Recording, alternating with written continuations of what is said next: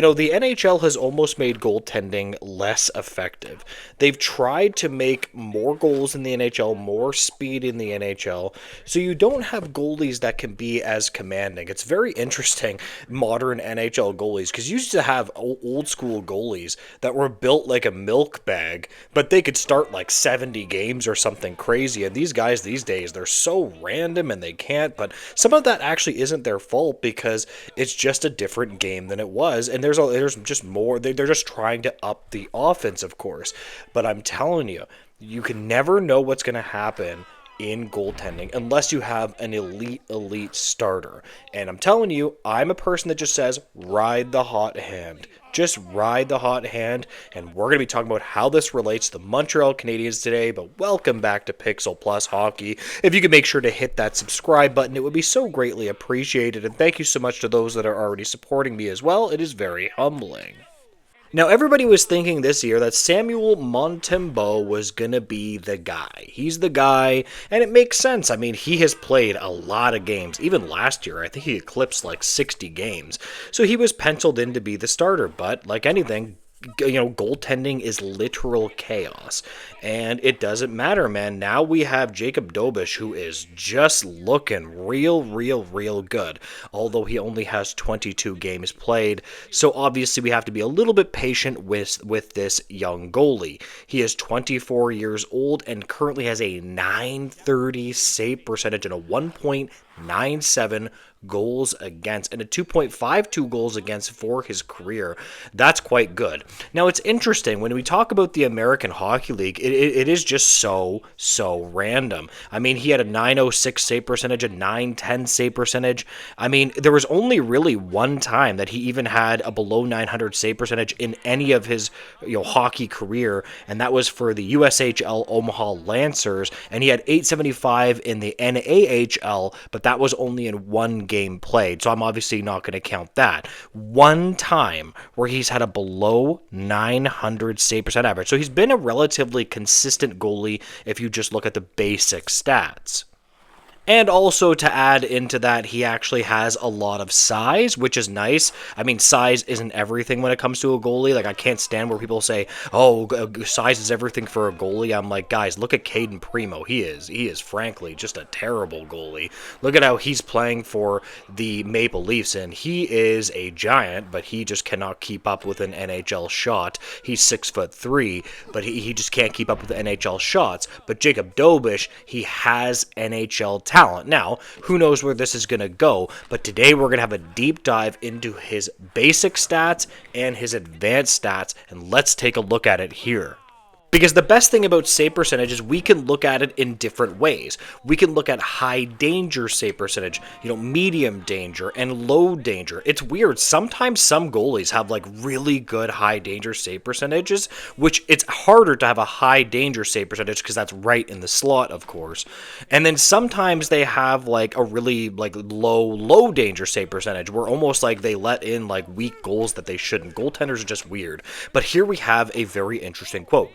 Dobish leads the NHL in high danger save percentage, .918, minimum 4 games played, and ranks second in 5-on-5 save percentage, .959, behind Logan Thompson of the Washington Capitals, .960 in 7 games. By comparison, Montembeault's high danger save percentage is .636 in 5 games, is below the NHL average of .810 this season, close quote.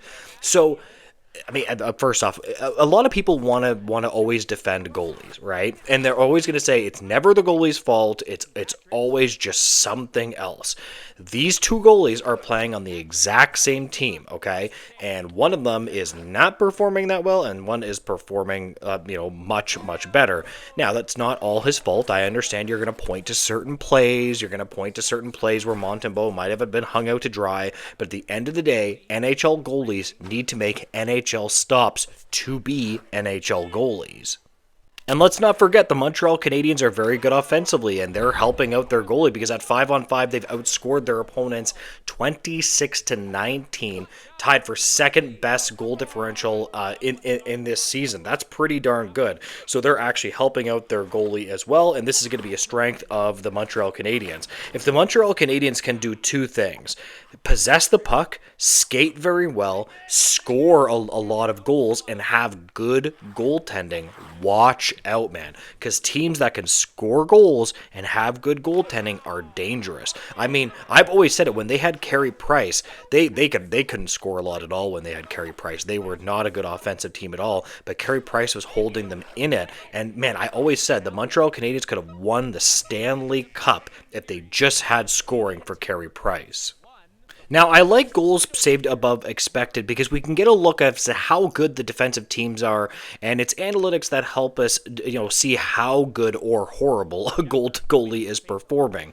So here we have a very interesting quote. In terms of save above projected, Dobish plus 3.88 ranks 5th in the NHL behind Spencer Knight plus 9.06 of the Chicago Blackhawks, Thatcher Demko plus 8.68 of the Vancouver Canucks, Thompson plus 8.55, and Hellebuck plus 7.32 of the Winnipeg Jets, close quote.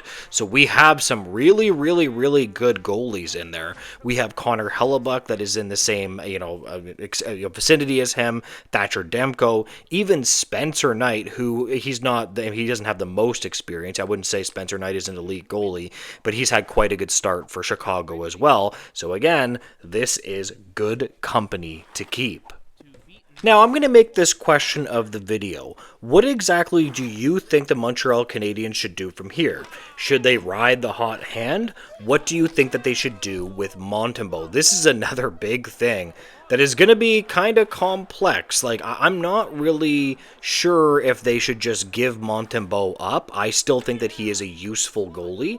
He has a lot of NHL experience. I think that he could be useful in the playoffs, for sure. So I'm by no means am I saying Sam Montembeault can't play goal anymore. That's not what I'm saying. I still think that he's very useful. But when you have him performing at a .842 save percentage and a 3.82 goals against, even if you can say, oh, the Montreal Canadiens might have did this play or that play in front of them, you're an NHL goalie, you have to make stops at the end of the day, and Dobish is just straight up performing much better. So what do you guys think that they should do? Right now, until proven otherwise, Dobish is the starter. I would obviously still give the odd start to Samuel Montembeault. I would try to encourage the team to play well in front of Samuel Montembeault, but I still think that he is going to be useful for the Montreal Canadiens, and I don't think that they have to panic here. Remember, this is a goalie with 211 games experience, and he has a consistent .898 save percentage and a 3.22 goals against. Not spectacular statistics, but decent enough. So I think that they're going to hold on Montembeault, but I really do think that they should just be riding the hot hand, in my opinion.